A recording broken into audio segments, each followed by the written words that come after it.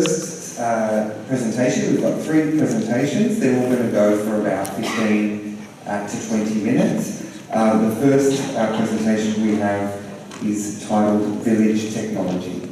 So please.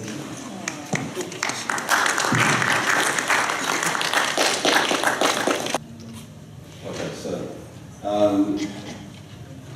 this one is Vital Village Technology. Halo Michael, Miguel, desculpa la coleateco. So the rest will be in English. I am from, as you may have noticed on the t-shirt, I'm from the ATA, Alternative Technology Association. The reason that I'm up here, one more thing, someone's just reminded me, some people in Timor, especially the little children, are calling my life boss. So, the reason I'm up here, along with Senor Simão Guerreiro, who is the director of CNFPA, which is the equivalent of a TAFE school in Delhi, a trade training organisation, is because we've had a long and successful association with CNFPA, with Senor Simão and his teachers, running trainer-to-trainer courses, specifically in PV. So in this presentation, we'll be talking about 2 technologies mainly, PV and water, because they're both appropriate technologies at the village level.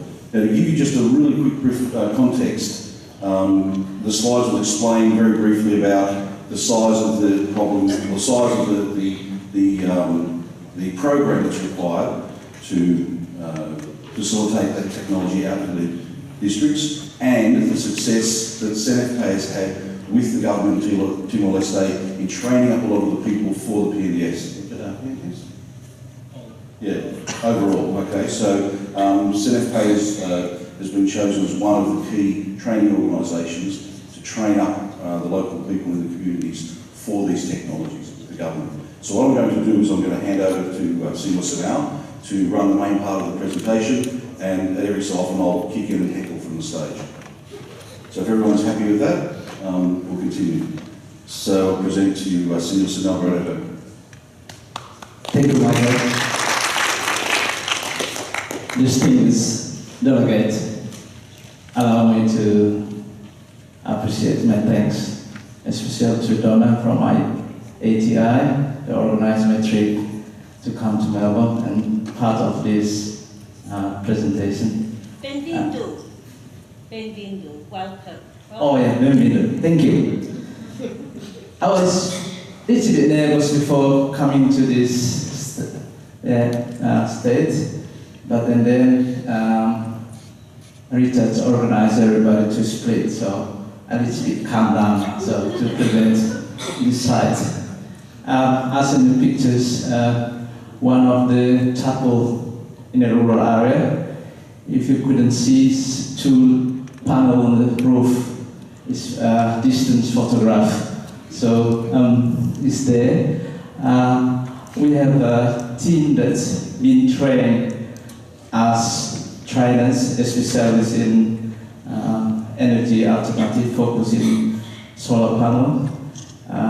Even now, in a level of small-scale systems, but we have big ambitions. One day we can adapt to the recent global technologies. We program with different projects sponsored by governments, Timor-Leste and other governments in Australia, non-government organizations, individuals, community groups. They are coming, have a discussion with us and look at what's the key point to make community growth individual, especially young guys, feel confidence and be part of any activities around them, especially a lot of key point of priorities program that's run by governments and other agencies in East Timor. And type of the team that we build up in our institute is go out there, working with the community groups. If the projects that can able to encourage those beneficiaries be part of the project's installation or development, we are very close to these ideas. For example, here, one of the projects that we co-project with ATI and Mercy Corps in Delhi, they offer small system for community facilities. So chapel, clinic, and also youth centers. The pictures represent of communities facilities, and others systems is go straight to the individual household. So a small system just enough for lighting, and it gives lots of improvements and confidence to the family, especially believe that the kids come back home, bring this homework, they can do a little bit writing and reading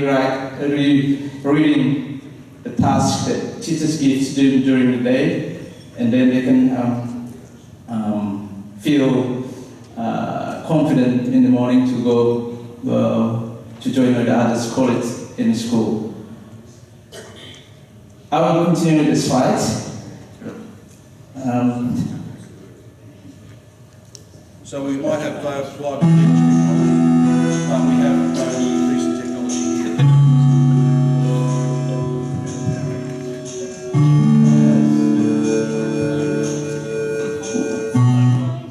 I think while research sort out, I will tell my first day arrived 2 days ago. In fact, yesterday morning I went to kiosk. It's about 20 slides on the wall, and I was dizzy looking around the slides. But this one here, oh, this we go.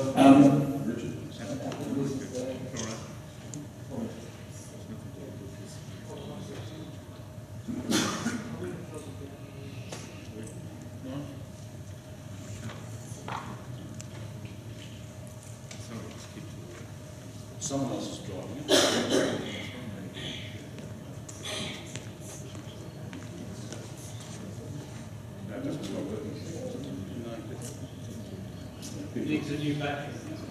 No, it seems to be working, something else going on. This is a good example, actually, of some of the problems we have with technology everywhere. So not just in Timor, but here. One of the problems we're having now is that nobody knows the technology. Right? So what they've done is they've put all this information in place. They've presented us as users with a clicker, and they've said, off you go. No training, no support. Well, there is support for the police, so that's not fair. But we have no idea how the technology works. Now, imagine that happens in Timor. We go out, we put a solar power system in. We put the system in, works wonderfully, all our technicians go in there, do all the job. See you later, guys. Photos, back in the car, back to Australia. Then we have users who don't know what they're doing, who haven't been trained, and the system doesn't work properly. And there's no one to call.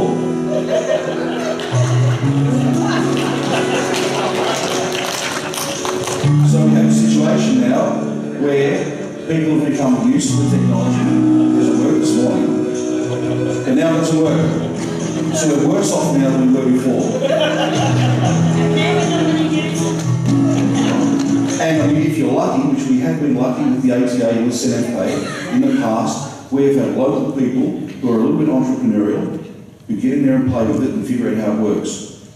They're usually male, they're usually 12 years old. And there are two of those boys, a few years ago, who were the electricians at one of the local orphanages.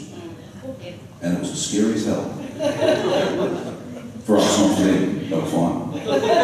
And the madre, the sister who ran the organisation, she had total confidence in them. They know what to do. They haven't killed anybody.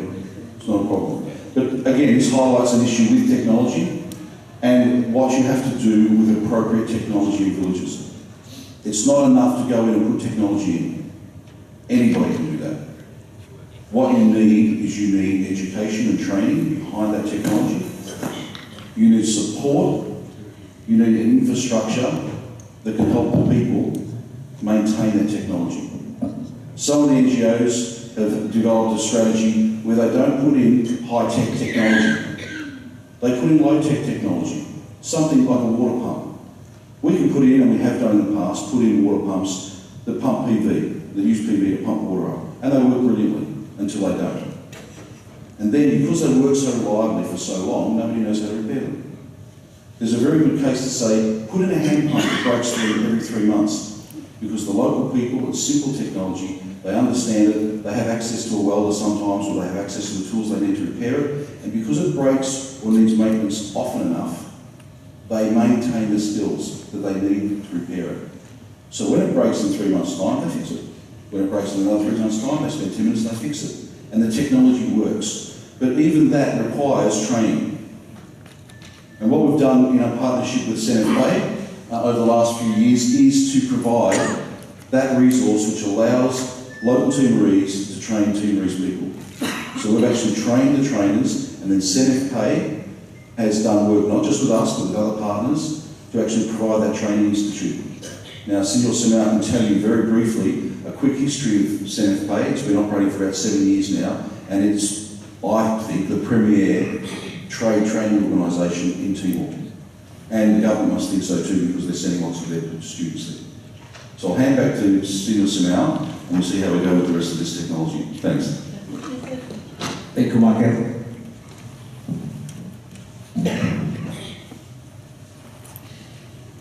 Yes, as we see now in the next slides, just a briefly number of statistics about population access to solar panel or light and clean water. This is World Bank data. I think the recent statistic I think available on the website. And the next one slide, I would like to tell about a little bit egoist to present my organization, but this is good. I'm a bit big ambitious to make sure that my self-confidence and the Timorese youth is confident out there. So this is the buildings, schools, with the 12 years establishment, around 2,646 certified graduates, and part of the numbers is the 160 PNDS sub-district technicians. This is last year training. And we can see in the slides all of the buildings and the care of the lighting system with solar panels, street solar panel is built by the students. So by the process of the training, we're able to build the institute, the campus.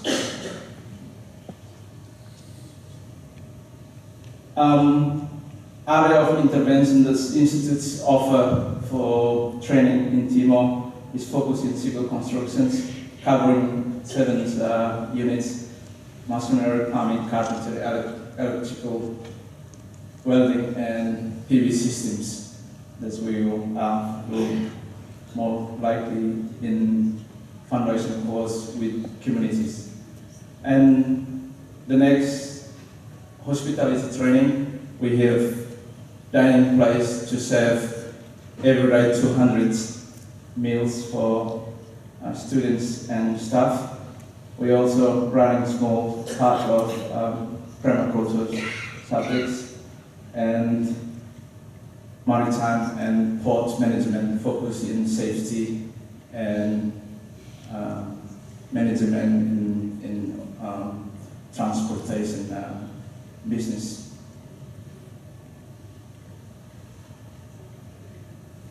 Since 2008, we also involve training that's out of campus. So we deliver training that involve directly with the community groups in the project level.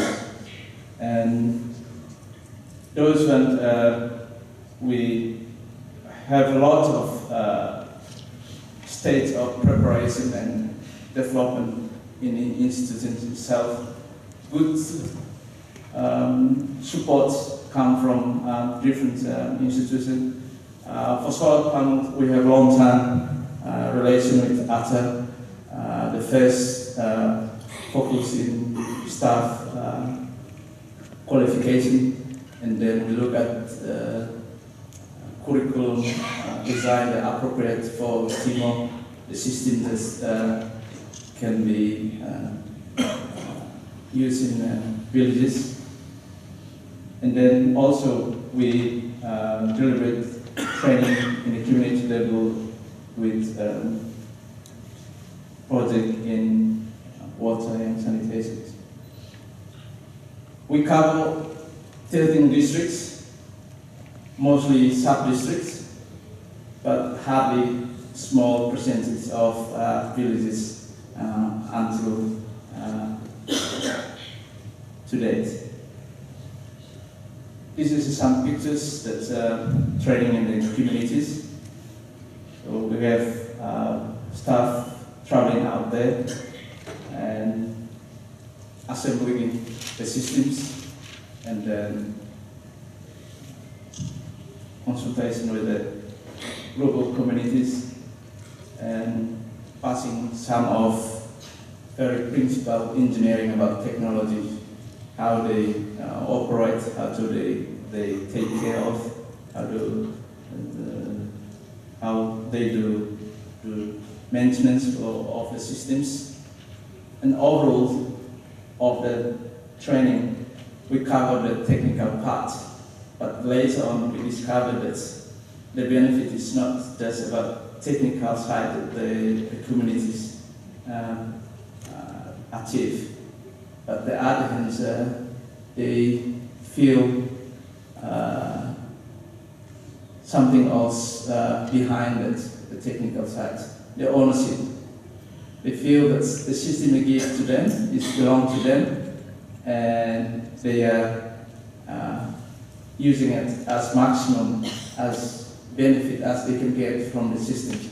And I think this is the value of the passing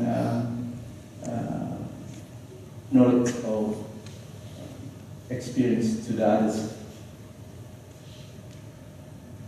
This training of trainers with the community groups, we are working very closely with after up to date with the solar panel, ongoing. We hope this can last longer forever.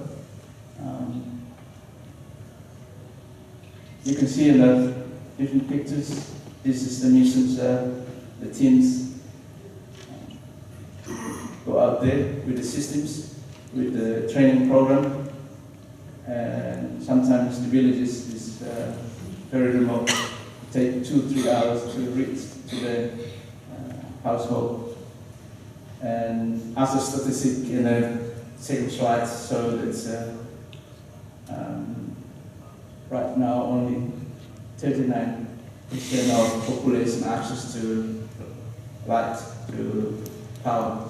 And with the recent 2 mine power stations, the lines cover around the islands.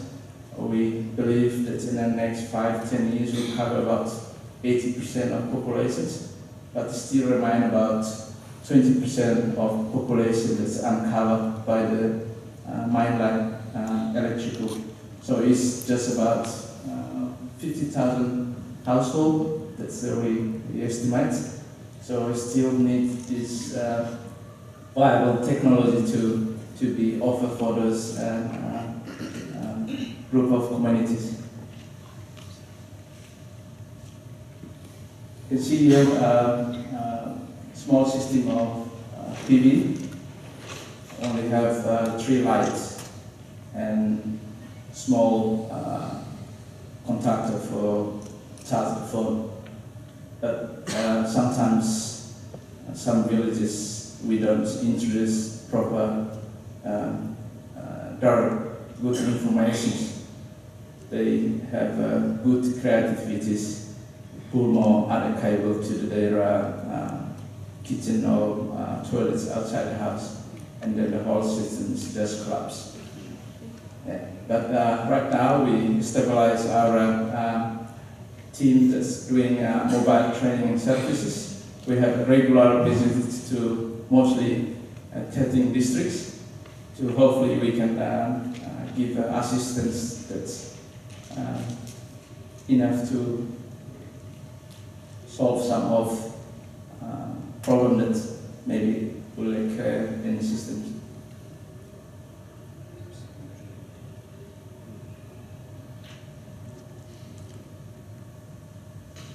Here, we can see here small history for those kids really need those lights, so they can have the support from the parents when they go back home, and the next day they will be happy to gather together to get into the classroom.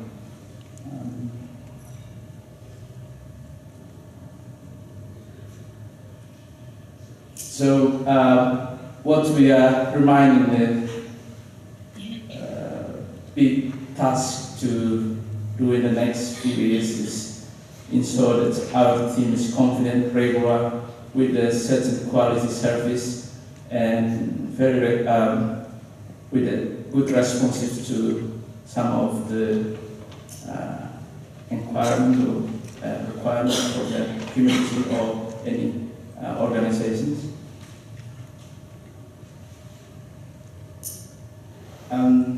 Now have a few slides that are coming through about clean water in the villages. So since 2008, the boat program in community levels, we already registered and have a direct contact training with 1,105 participants. So it's around 332 women. We have a long relation with program with OZ in clean water in SAS, and now the program also extends to PNS program and other program. We closely with Oxfam as well. With the clean water, but we care of the training, so not just the system is operated and people just benefit from what's the result of the project, but we do the other aspect of education side for the systems. This is a simple building the water tanks, building the basic sanitations, have a different options. We can using local materials and combine with the industrial products to build the sanitations, and to run the water from a distance close to the household. And we sometimes have some support that are able to leave some group of tools to the community so they can use this tool to do the regular maintenance or basic repairing for the systems.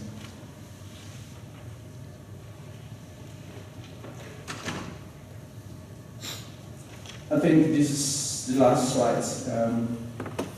So how we approach our spirit of training into the practical.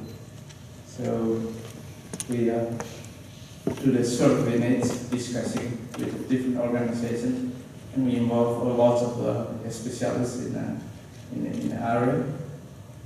And then if resources enough, curriculum, tools and equipment is enough, then we'll conduct the training, and then if there is coming with the set of the systems, then we, together with the community that received the training, install the systems. And then the next steps that we encourage the community to do maintenance. We take part of monitoring, auditing the systems, and again, recipients is there. So that will make the technology viable in any villages in East Timor.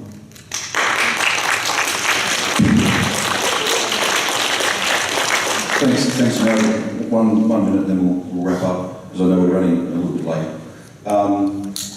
The reason we both got up here is because we both have a very strong interest in training and development, and over the years ATA has learned the hard way that you need to do training, and even though we thought we were doing adequate training in the beginning, we realised we weren't.